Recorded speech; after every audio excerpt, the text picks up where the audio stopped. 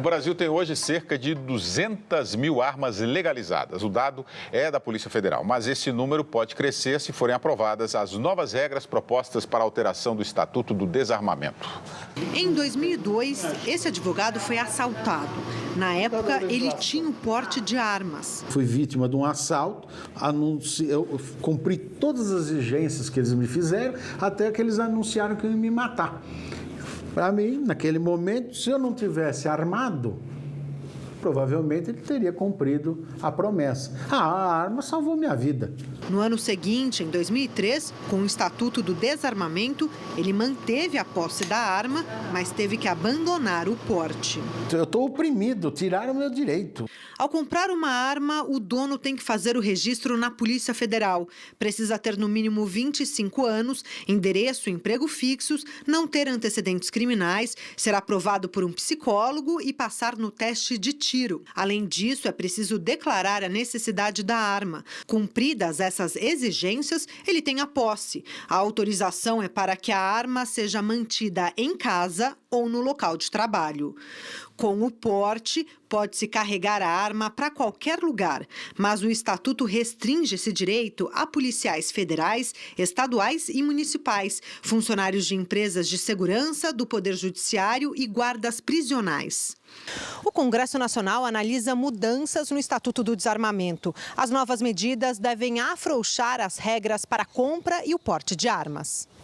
Pelo texto, a idade mínima para comprar a arma reduz de 25 para 21 anos. Autoridades como deputados e senadores terão porte automaticamente. Policiais da escolta de parlamentares poderão andar armados em voos comerciais. Acaba a restrição para pessoas que respondem a inquérito policial ou a processo criminal. E o prazo para renovar o porte passa de 3 para 10 anos. Hoje é extremamente difícil você possuir uma arma legalmente. Né?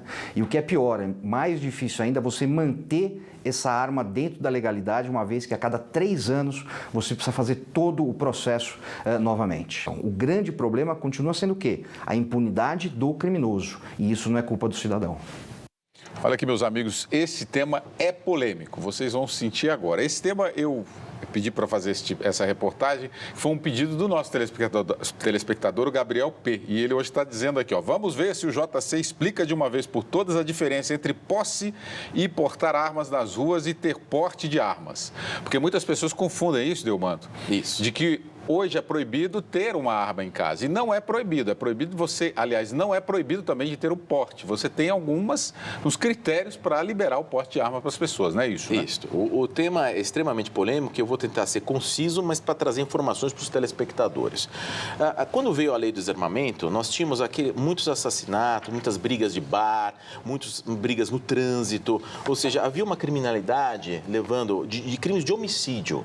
E realmente, com a redução do número de armas, você tem uma discussão no trânsito, você reduz o risco de pessoas que não são criminosos de se exaltarem, terem um destempero tamanho ali, a questão da emoção e acabarem aí ou com bebida nos bares e no trânsito. Porém, o que aconteceu? Se tolheu do cidadão de bem, a grande maioria deles, o direito de se ter uma arma. Hoje é difícil, porque você, para ter o registro da arma, para você ter a arma na sua casa, você precisa demonstrar aptidão, tem que fazer um curso e não ter antecedentes criminais. Aí você pode ter a sua arma em casa.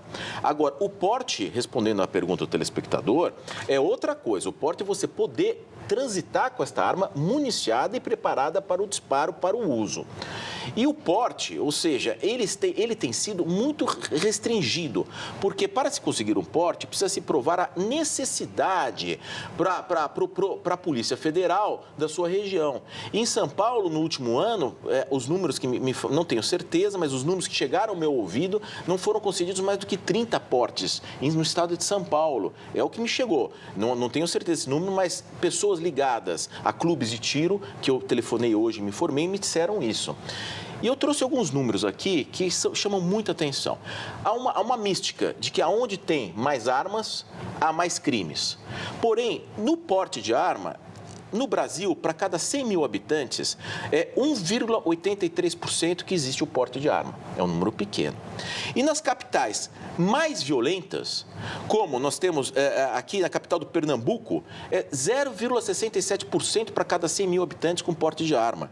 Na Bahia, 0,9%, menos de 1% de 100 mil habitantes. Ceará, Fortaleza, a cidade mais violenta do Brasil, é 1,88% de porte de arma para 77 mortos por 100 mil habitantes por ano. Alagoas, 1,52%. São portes de arma. Paraíba, João Pessoa, 0,86%. Ao passo que Brasília, por exemplo, são 13,40%. Mais de 15 vezes mais o número de portes de arma em Brasília do que, por exemplo, na Paraíba, em João Pessoa ou em Fortaleza, no Ceará, 10 vezes. Ou seja, o fato, há uma mística de que aonde tem mais arma, mais porte de arma, tem mais crime. Isto não é verdade, os números demonstram isso.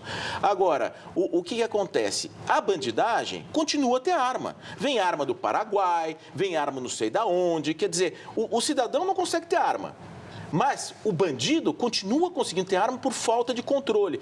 E aí há um desbalanceamento e, de certa forma, sim, fere o direito constitucional de nós nos defendermos quando a exigência da demonstração dessa necessidade é muito rigorosa. E muitas vezes, na Polícia Federal, por que você tem necessidade de ter uma arma, de portar uma arma? Ora, eu sou comerciante, eu manejo dinheiro. O senhor contrate uma empresa de segurança para fazer o transporte de valores. Olha, eu já fui roubado. Se você mostrar um boletim de ocorrência que você já foi assaltado uma vez, não te dão, mas 2, 3 vezes, eu fui assaltado 3 vezes, aí é capaz de você conseguir ter demonstrado a necessidade de ter um porte de arma. Olha que o Ângelo Miranda está aqui, mas vocês ouviram só quem defende a posse e porte de arma, reportagem tendenciosa. Não é não, Ângelo. Essa semana nós fizemos uma reportagem durante toda a semana sobre essa questão e não apareceu ninguém aqui nessa bancada, com exceção de hoje, que defendeu posse e a venda de armas. Então hoje é raridade isso que os senhores estão fazendo aqui. Eu não sei qual é a posição do Pondé. Eu acho o seguinte, eu nunca estudei esse caso em termos de números, como mostrou Delmanto, mas eu tenho uma tendência a suspeitar que a proibição do porte de arma só proíbe para o cidadão de bem. Se as pessoas tivessem acesso... É claro que na mudança do processo isso pode ser um pouco abrupto, mas eu acho que se a gente tivesse mais acesso a porte de armas, e se você pergunta para muitos americanos que já têm essa cultura e já têm esse acesso e, portanto, já treina, já sabe usar. De alguma forma, isso torna o cidadão um pouco mais capaz de defender a si mesmo. Porque o que acontece hoje no Brasil é bem o que o Delmanto falou. Essa discussão aí toda sobre porte de arma é só para nós. Os bandidos têm todas as armas que querem. Todas. Ou seja, na hora que as pessoas que se acham do bem, se acham santinhas e acham que é civilizado e aí acham que é um absurdo refletir sobre uma mudança na legislação, a tendência delas é achar que, portanto, não deve ter armas, porque aí vai ser mais pacífico. Dizer também que os Estados Unidos é violento, eu acho sempre muito engraçado querer dizer isso daí. Os Estados Unidos é um dos países que tem melhor qualidade de vida. E me parece, inclusive, um tempo, falando com um americano, ele achava muito engraçado que no Brasil as pessoas eram estimuladas a, quando um ladrão entra na sua casa, a fazer tudo o que ele quer. Enquanto que nos Estados Unidos e em muitos lugares as pessoas são treinadas, já têm cultura, fazem cursos e quando um ladrão entra na casa dela, elas se defendem, certo? Então eu acho que eu tenho uma tendência a achar que essa cultura de não ter acesso um pouco mais sofisticado a armas por cidadão honesto no país só privilegia bandido. Mas vamos lá, eu sou advogado do diabo aqui nessa questão. Você está falando da questão dos Estados Unidos, as pessoas são armadas e o índice de criminalidade lá é baixo. Mas será que a questão é da arma ou a justiça, a polícia, ou a condenação, a prisão, ou a educação? Não. São muitas coisas juntas. Então, eu não acho que é só da arma. Então você armando as pessoas aqui no Brasil não vai aumentar mais ainda eu acho, o índice eu acho que é o contrário. Acho que o argumento é o contrário. Aqueles que dizem que o porte da arma mais livre garante a violência não podem provar, como o Delmanto acabou de mostrar. Eu acho que o argumento é o contrário. Não acho que é só por causa do porte de arma. Eu acho que ele é um dos fatores. Na realidade, eu vou dizer o que eu acho. No Brasil existe um déficit de liberdade individual. O Estado brasileiro acha que tem que mandar na nossa vida. A cultura brasileira é uma cultura autoritária e que desconfia do indivíduo o tempo inteiro. Quando, na realidade, o indivíduo bandido faz o que quer. E eu gostaria de esclarecer aos telespectadores que eu fui a favor do Estatuto do Desarmamento. Eu apoiei o Estatuto do Desarmamento.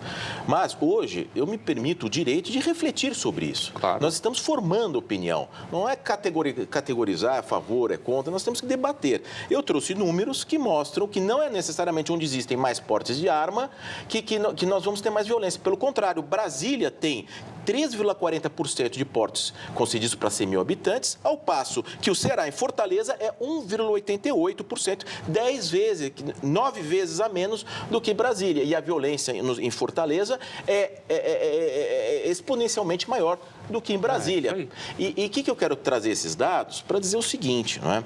Nós temos que refletir, é o direito de expressão, e romper tabus. Então, todo aquele que vai discutir contra a lei do desarmamento é uma pessoa que é a favor das pessoas se armarem até os dentes, daqueles saírem metralhando nos Estados Unidos, aqueles malucos, jovens malucos. Não é nada disso, mas nós temos que debater. Agora, de fato, uma pessoa, parece que o Estado nos impõe o dever de sermos covardes. Você tem que ser covarde, você não pode reagir, tem que falar amém para um bandido que vem te assaltar. É muito delicado. A questão é polêmica, nós sabemos disso, e se me permite, nós temos uma questão, o William tocou no assunto, de outras questões. Por que tem tanta violência? São as armas? Não necessariamente.